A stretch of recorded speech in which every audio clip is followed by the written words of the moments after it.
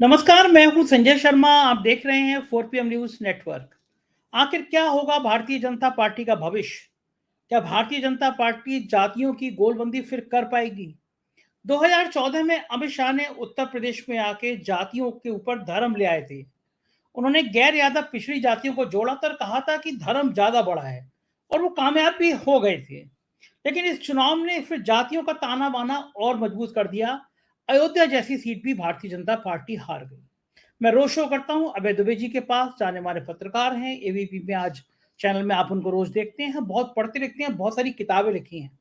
मैंने उनसे समझने की कोशिश करी कि जातियों का यह गठजोड़ क्या भाजपा को आगे भविष्य में फायदा पहुंचाएगा या नुकसान पहुंचाएगा, जिस तरह जातियां टूट रही हैं। मैंने उनसे जानना चाहा कि मोहनलाल खट्टर, जिन्होंने हरियाणा में बीजेपी की बैंड बजाई थी, उनको दो दो महत्वपूर्ण विभाग देने का औचित्य क्या है, और आखिर मोहन भागवत ने इतने तीखे हमले क्यों किए बीजेपी पर।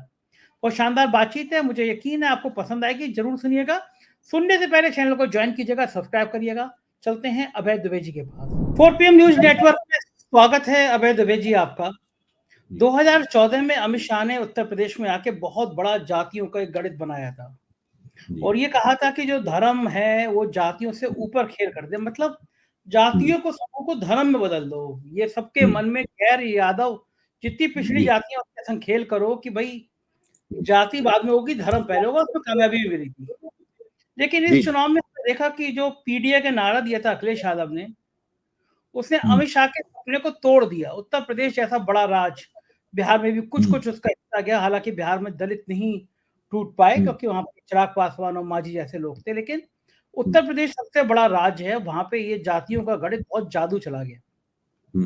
इसके बाद भारतीय जनता पार्टी का जातीय संतुलन में जो आप सीन देख रहे हैं, उस पे आपको क्या लगता है? बीजेपी फिर कोई खेल करेगी कि इन जातियों को कैसे वापस लाएगी? देखिए, भारतीय जनता पार्टी ने जब राम जन्मभूमि आंदोलन शुरू किया था, मैं 1990 की बात कर रहा हूँ आपसे, जब कार सेवकों ने पहली बार उत्तर प्रदेश में बाबरी मस्जिद पर हमला बोला था, और मुलायम सिंह जी मुख्यमंत्री थे, और उन्होंने उनके आदेश पर सीआरपी ने वो गोली चला दी थी। इसमें गुंबद पर चढ़े हुए और उसके ऊपर कुदाल मारते हुए कुछ कार सेवकों की मृत्यु हो गई थी। उसके बाद फिर बड़ा आंदोलन शुरू हुआ, और 1992 में 2 साल के अंदर अंदर कार सेवकों ने बाबरी मस्जिद को तोड़ दिया। उस पूरे आंदोलन की एक खास बात यह थी कि उस पूरे आंदोलन ने ऊंची जातियों में, खासतौर से ब्राह्मण, ठाकुर, बनिया, भूमिहार, कायस्थ, इनके अंदर एक खास तरह का जोश पैदा किया, एक विचारधारात्मक जोश पैदा किया। और ये जातियां जो पहले बटी हुई थी या कांग्रेस के साथ जुड़ी हुई थी, इस आंदोलन की प्रक्रिया में भारतीय जनता पार्टी की हमदर्द बनती चली गई। अलग अलग क्षेत्रों में अलग अलग प्रभाव पड़ा। ऐसा नहीं है कि प्रभाव एक साथ एक ही क्षेत्र में पड़ गया हो, लेकिन कुल मिला के अगर पूरी कहानी बयान की जाए तो इस पूरी कहानी को आपस में जोड़ने वाले सूत्र कहते हैं कि इस आंदोलन ने ऊंची जातियों को बहुत ही भारतीय जनता पार्टी के प्रति वफादार बनाया बड़े पैमाने पर। और मैं ये मानता हूं कि आज भी ऊंची जातियां भारतीय जनता पार्टी की जेब में पड़ी हुई, उनका जेबी वोट है। मैं वोट बैंक शब्द इस्तेमाल नहीं करता, ये उनका जेबी वोट है। और अभी सीएसडीएस लोक नीति का जो सर्वेक्षण आया है, उससे भी साफ लगता है कि करीबन 80% ऊंची जातियों ने भारतीय जनता पार्टी को उसके पूरे प्रभाव क्षेत्र में वोट दिया है। यानी इस क्षेत्र में भारतीय जनता पार्टी का कोई वोट नहीं टूटा। मजबूती के साथ वो जातियां उनके साथ जुड़ी रहीं।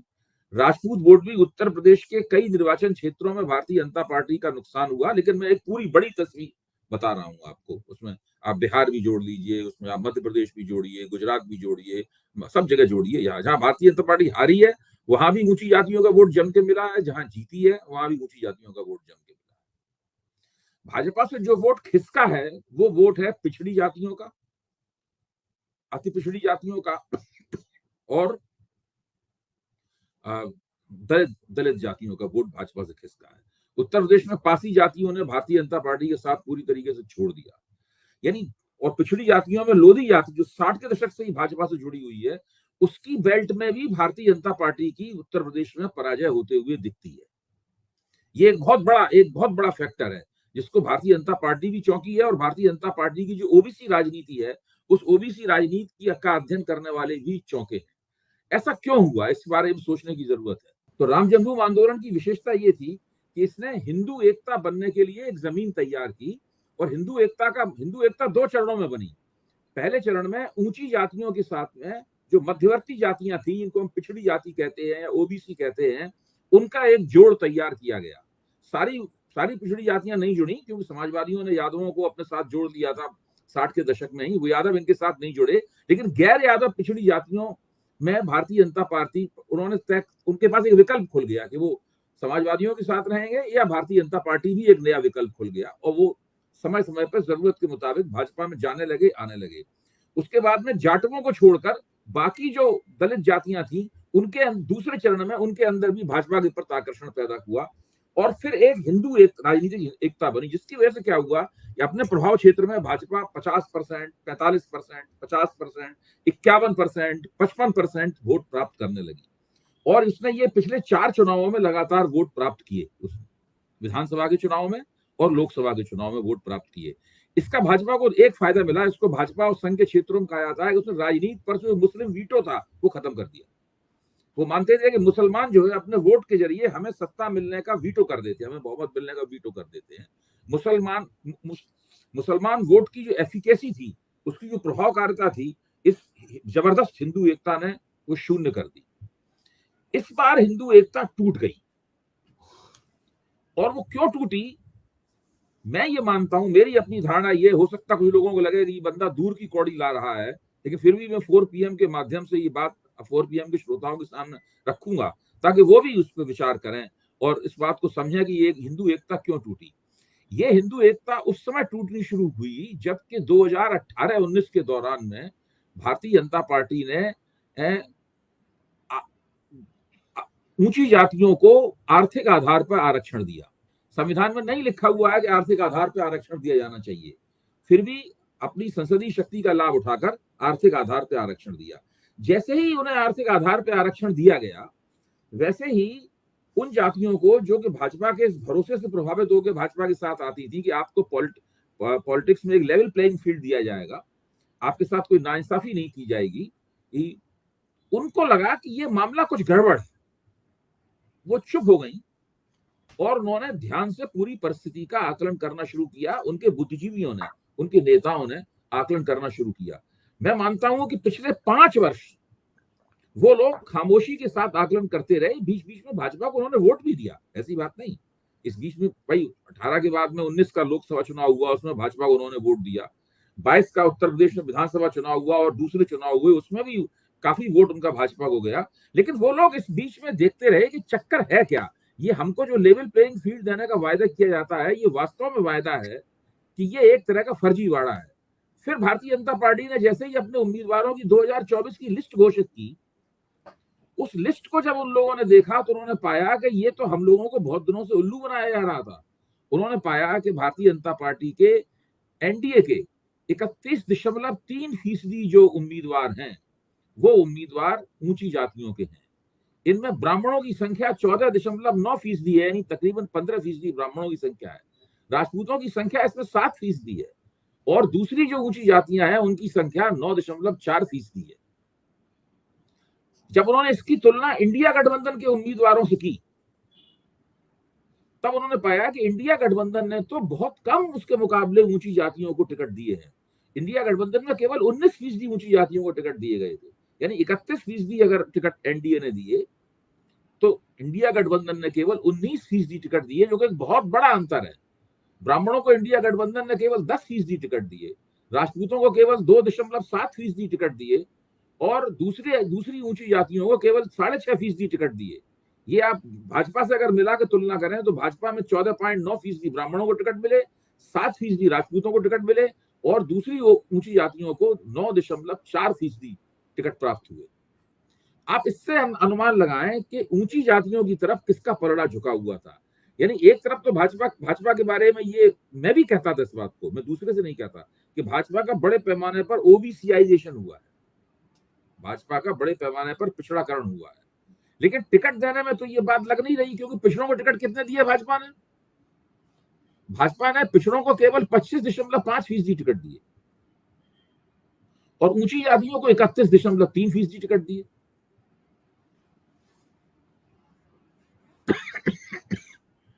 इसमें भाजपा ने यादवों को बहुत कम टिकट दिए, केवल 2.3% टिकट दिए। कुर्मियों को भी बहुत कम टिकट दिए, 2.5% टिकट दिए। और दूसरी अन्य पिछड़ी जातियां हैं उनको 20.8% टिकट दिए। दूसरी बात, कमजोर जातियों ने, कमजोर वर्गों ने यह देखा कि भाजपा दलित जातियों को केवल जो शेड्यूल कास्ट के लिए रिजर्व क्षेत्र है उन्हीं में टिकट देती है, वो उनको जनरल सीट पर टिकट नहीं देती भाजपा।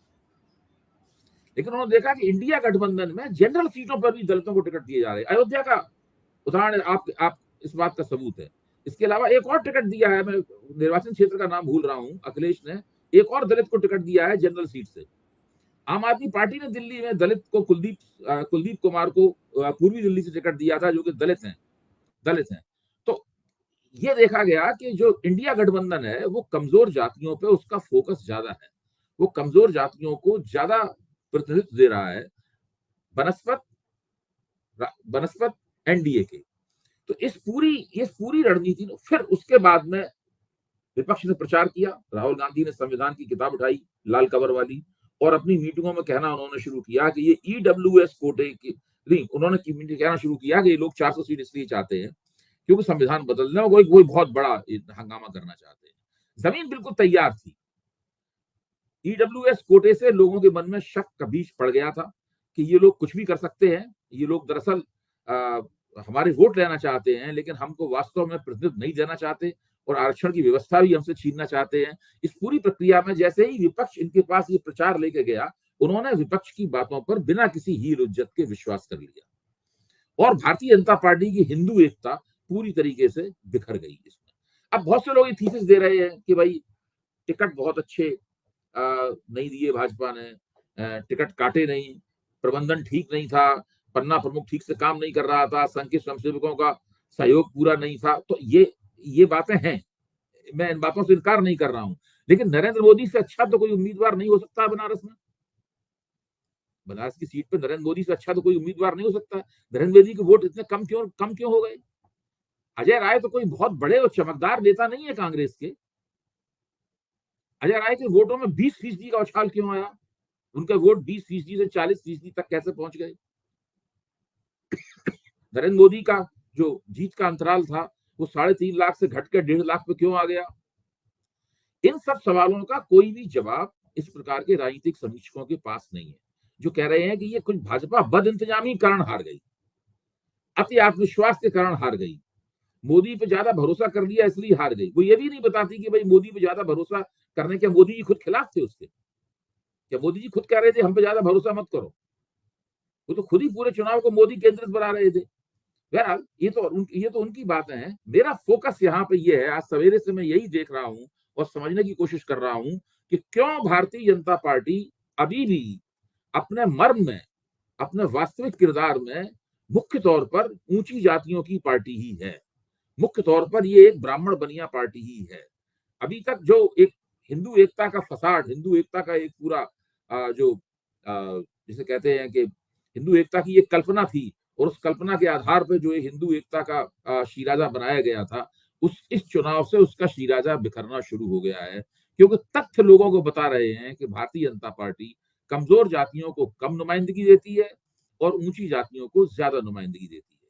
पहले अगर भाजपा चाहती है इस पूरी परिस्थिति को बदलना, इस चुनाव में जो कमियां हुई हैं उन कमियों को दूर करना, तो भारतीय जनता पार्टी को इस रवैये को अपने बदलना होगा। इस रवैये को कभी नहीं बदलेगी, क्योंकि इस रवैये को बदलने का मतलब ये होगा फिर ऊंची जातियों के अंदर असंतोष होना शुरू हो जाएगा और वो कांग्रेस की तरफ, जो कांग्रेस उनकी पहली पसंद रही है हमेशा से, कांग्रेस की तरफ शिफ्ट होना शुरू हो जाएगी। तो फिर भाजपा ऐसी हालत रह जाएगी, न घर का न खुदाई मिला न विसाले सनम, न इधर के रहे न उधर के रहे, इस प्रकार की स्थिति बननी शुरू हो जाएगी। ठीक बात है, इधर कुआं उधर खाई। लेकिन समस्या ये है कि अभय जी अब बिल्कुल पास में है, खास तौर से ये मैसेज जाना कि बीजेपी बैकवर्ड क्लास का विरोध कर रही है या कम प्रतिनिधित्व दे रही है। हरियाणा का चुनाव सामने है, महाराष्ट्र है, और मुझे लगता है किसी को हजम ही नहीं हुआ खट्टर को इतने इंपॉर्टेंट विभाग, ऊर्जा और नगर विकास, कितने इंपॉर्टेंट दोनों विभाग, वो खट्टर जिन्होंने हरियाणा में बैंड बजा दी सरकार की, उनको दो विभाग, केवल कि हरियाणा में कुछ मैसेज देना है या कोई और वजह रही होगी? देखिए, भारतीय जनता पार्टी ने हरियाणा में बहुत ही क्रूड किस्म का गेम खेल रही है भाजपा का मानना यह है कि खट्टर हरियाणा में गैर जाट जो भावनाएं हैं उनकी नुमाइंदगी करते हैं। जो पंजाबी है हरियाणा का है उसकी नुमाइंदगी करते हैं। जो हरियाणा का शहरी क्षेत्र है, गुड़गांव है, अंबाला है, ये सब जो ये इलाके जो है शहरी क्षेत्र हैं, उसमें पंजाबियों की खट्टर नुमाइंदगी करते हैं। और खट्टर को अगर हम ज्यादा तरजीह देंगे तो हमें वो पंजाबी वोट हमारे पास बना रहेगा। लेकिन ये भूल जाते हैं कि खट्टर ने ही हरियाणा में भारतीय जनता पार्टी के खिलाफ एंटी इनकम्बेंसी पैदा की। खट्टर मुख्य तौर पर भारतीय जनता पार्टी की लुटिया डुबोने के लिए हरियाणा में जाने जाते हैं। और ये खट्टर को जो उन्होंने तरजीह दी है केंद्रीय मंत्रिमंडल में, इसका हरियाणा में अच्छा संदेश जाने की बजाय बहुत ही खराब संदेश हरियाणा में जाएगा। क्योंकि जब तक हरियाणा में चुनाव होंगे तब तक खट्टर एक बहुत घटिया किस्म के प्रशासक हैं, उन पर प्रशासन बनता नहीं है। तो वो उनकी समस्याएं जो है यहाँ फिर से पैदा होंगी। उनको कोई लाभ नहीं होगा इससे। खट्टर को ये तरजीह देने से भाजपा के अंदर भी काफी असंतोष है। भाजपा समर्थक भी इस चीज को बहुत अच्छी निगाहों से नहीं देख रहे।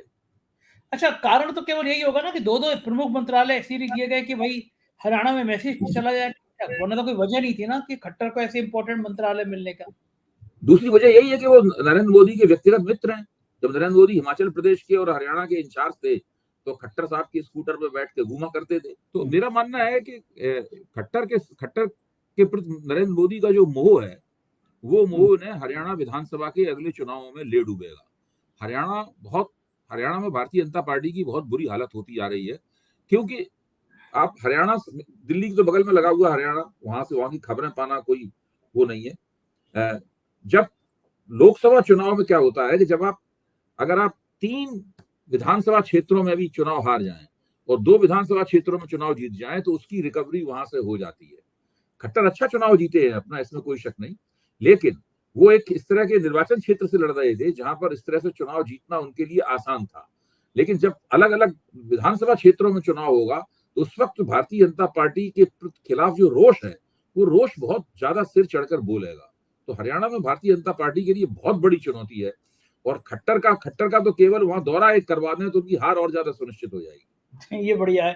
तो जाएंगे तो जरूर, दोनों मंत्री हैं इतने पावरफुल। दूसरे जो नायब सिंह सैनी तो कोई नेता ही नहीं है। उनको तो वो तो मुख्यमंत्री बना दिए गए हैं, इसलिए एक संवैधानिक पद के ऊपर हैं, लेकिन उनको तो कोई नेता नहीं मानता। सिर्फ उनकी बिरादरी के लोगों को छोड़ के उनके बनने से किसी के अंदर कोई भी उत्साह पैदा नहीं हुआ है। तो मोदी जी पीएमओ तो चाहते ही कि ऐसी रबड़ स्टैम्प टाइप के सीएम रहे कि सरकार सीधे चलाई जाए, पीएमओ तो चलाई जाए। देखिए, इससे ठीक है, इससे आप राजनीति का केंद्रीकरण करने में आपको सुविधा होती है, उसमें आपका रुतबा बहुत बढ़ जाता है उसके अंदर, ये ठीक बात है। लेकिन इससे सबसे बड़ा नुकसान ये होता है कि आप स्थानीय स्तर पे कोई नेता नहीं पैदा कर पाते। आप देखिए, भारतीय जनता पार्टी ने दिल्ली में आज तक कोई नेता नहीं पैदा कर पाया। दिल्ली में भाजपा का ऐसा कोई नेता नहीं है जो अरविंद केजरीवाल के खिलाफ खड़ा हो सके, के सामने खड़ा हो सके। आप बिहार देखिए, बिहार में इतने साल से भारतीय जनता पार्टी नीतीश कुमार को साथ लेके गठजोड़ चला रही है, लेकिन आज तक जो एक थोड़े बहुत नेता थे, सुशील मोदी, उनका पिछले दिनों देहांत भी हो गया। उन्हें भाजपा में नीतीश कुमार का आदमी माना जाता था उन्हें। बिहार में भारतीय जनता पार्टी के पास कोई नेता नहीं। ऐसे बहुत से क्षेत्र हैं जहां भाजपा के पास कोई नेता है नहीं। भाजपा ने स्थानीय स्तर पर नेताओं को तैयार नहीं किया है, ये सबसे बड़ी समस्या है। जबकि विपक्ष का चुनाव उठता ही तब है जब उसे कोई नेता प्राप्त होता है। ऐसे मान लीजिए बिहार है, बिहार में आप देखते हैं तेजस्वी यादव का सितारा उगा है, लेकिन भाजपा के पास कोई नेता नहीं तेजस्वी के मुकाबले खड़ा करने के लिए। ठीक बात है। इधर बेचारे बीजेपी थोड़ी अभी सदमे में थी, तब तक मोहन भागवत ने एक तीर और चला दिया। पूछ लिया उन्हें, ये मिजोरम में मणिपुर इतने दिन से जल रहा है और किसी को चिंता नहीं है और इस तरह के विपक्ष नहीं होता है, प्रतिपक्ष कहना चाहिए। सारे में अब आप मणिपुर को देखिए, मणिपुर के ऊपर जब अविश्वास प्रस्ताव लाया गया था तो भारतीय जनता पार्टी और विपक्ष के बीच में एक भाषण देने की प्रतियोगिता संसद में हुई और सब लोग इस बात पे पूरी तरह सहमत थे। उस भाषण प्रतियोगिता के नतीजे में भारतीय जनता पार्टी ने भाषण प्रतियोगिता जीत ली। एक लंबा भाषण अमित शाह ने दिया, एक लंबा भाषण नरेंद्र मोदी ने दिया और कांग्रेस को धर धर के उन्होंने कोसा। इस चुनाव में क्या नतीजा दिखाई पड़ा आपको? मणिपुर की दोनों सीटें भारतीय जनता पार्टी हार गई और मणिपुर के मुख्यमंत्री, जो भाजपा के ही मुख्यमंत्री, उन्होंने बाद में क्या बयान दिया कि केंद्र जो है वो राज्य की आवश्यकताओं का और उसकी संवेदनाओं का ध्यान नहीं रख रहा है। उसके तुरंत बाद मुख्यमंत्री के काफिले का जो एडवांस हिस्सा होता है उसके ऊपर आतंकवादियों का, उग्रवादियों का अटैक हो गया, हमला हो गया। फिर राष्ट्रीय स्वयंसेवक संघ के सरसंघचालक को मणिपुर का सवाल उठाना पड़ा। इससे क्या निकलता है कि आप भाषण देके अपनी फौरी तौर पे अपनी राजनीतिक गोटी लाल कर सकते हैं, लेकिन समस्या अगर नहीं सुलझाएगी तो अंत में आपको समस्या की वजह से नुकसान उठाना पड़ेगा। उत्तर पूर्व में भाजपा के परिणाम अच्छे नहीं रहे हैं, उसकी अलग से समीक्षा करने की जरूरत है। उत्तर पूर्व में असम में ये कुछ अपने टैली में कुछ जोड़ नहीं पाए, मणिपुर तो हार ही गए, लद्दाख भी हार गए, कई जगह हारे हैं उत्तर पूर्व में। तो लेकिन मोहन भागवत को भी इस समय क्या सूझी, बेचारे मोदी जी वैसे दुखी हैं, लेकिन इसी समय उन्होंने तीर चला दिया। देखिए मोहन भागवत तो पिछले 5 साल से उत्पीड़ित थे। मोहन भागवत तो हमारे और आपकी, जितने हम और आप उत्पीड़ित थे उतने मोहन भागवत भी उत्पीड़ित थे। ये लाइन सही है, ये लाइन बिल्कुल सही है। अरे वो तो नरेंद्र मोदी ने विपक्ष का और अपने खिलाफ बोलने वाले लोगों का ही दमन नहीं किया, उन्होंने राष्ट्रीय स्वयंसेवक संघ का भी दमन किया। दमन तरह तरह का होता है। दमन केवल यही नहीं होता है कि आपके खिलाफ सीबीआई लगा दी जाए, आपके खिलाफ प्रवर्तन निदेशालय लगा दिया जाए और आपकी एक बहुत ही भयानक किस्म के कानून के तहत आपके खिलाफ एफआईआर दर्ज कर ली जाए। यही केवल दमन नहीं होता है। दमन ये भी होता है कि आप अपने पितृ संगठन की कोई भी बात मानने से इनकार कर दें, जो वो कहे उसका उल्टा करें, लगातार उसको अंगूठा दिखाते रहें, चिढ़ाते रहें उसको लगातार, जबकि आपकी पूरी पार्टी उसी पितृ संगठन द्वारा भेजे गए स्वयंसेवकों से, प्रचारकों के कंधों पर टिकी हुई है। मुझे तो खबर यह है कि अगर इन्हें 300 सीटें मिल जाती तो राष्ट्रीय स्वयंसेवक संघ उसके बाद से भाजपा में भेजे गए अपने जीवनदानी प्रचारकों को वापस बुलाना शुरू कर देता, एक एक करके। ऐसा क्यों लग रहा है आपको? भाई वहां से महाराष्ट्र से खबरें आ रही थी कि ये होने वाला है, लेकिन अब आरएसएस को लगता है कि अब मोदी की जो स्थिति है उस स्थिति में वो इनको ज्यादा नियंत्रित कर सकता है। मोदी नियंत्रण मान लेंगे? तो मानना पड़ेगा ना। देखिए परिस्थिति होती है वो तय करती है आपका चलेगा कि नहीं चलेगा। जो हालात है वो हालात इस तरह के हैं, उसमें इनको उनका नियंत्रण मानना पड़ेगा।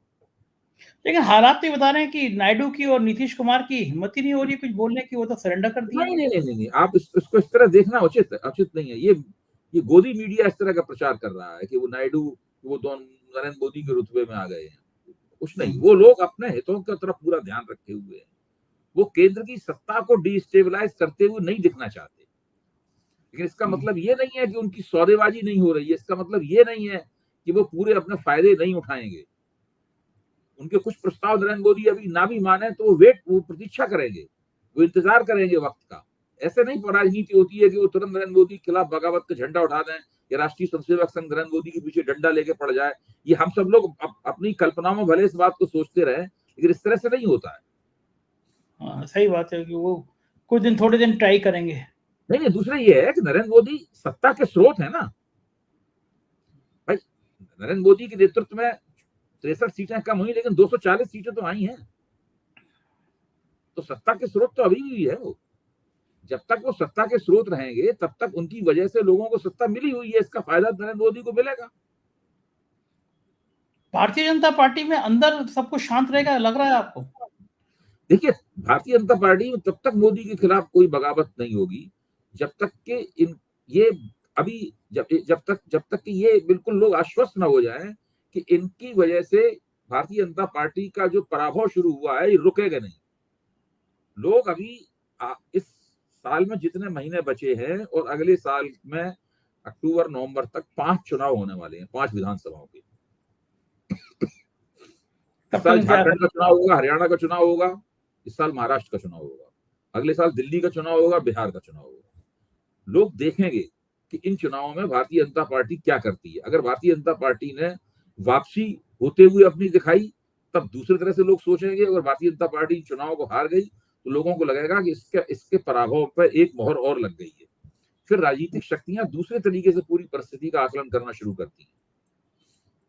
ठीक बात है, और हम लोगों की निगाह रहेगी, हम लोग बताते रहेंगे। बहुत बहुत शुक्रिया अभय जी, आपने इतना कीमती समय दिया, धन्यवाद, आभार। तो ये थे अभय दुबे जी। आपको लगा होगा, आपको यकीन हुआ होगा कि बातचीत बहुत रोचक थी। मुझे जरूर बताइएगा आपकी राय क्या है। बहुत बहुत शुक्रिया इस वीडियो को देखने के लिए।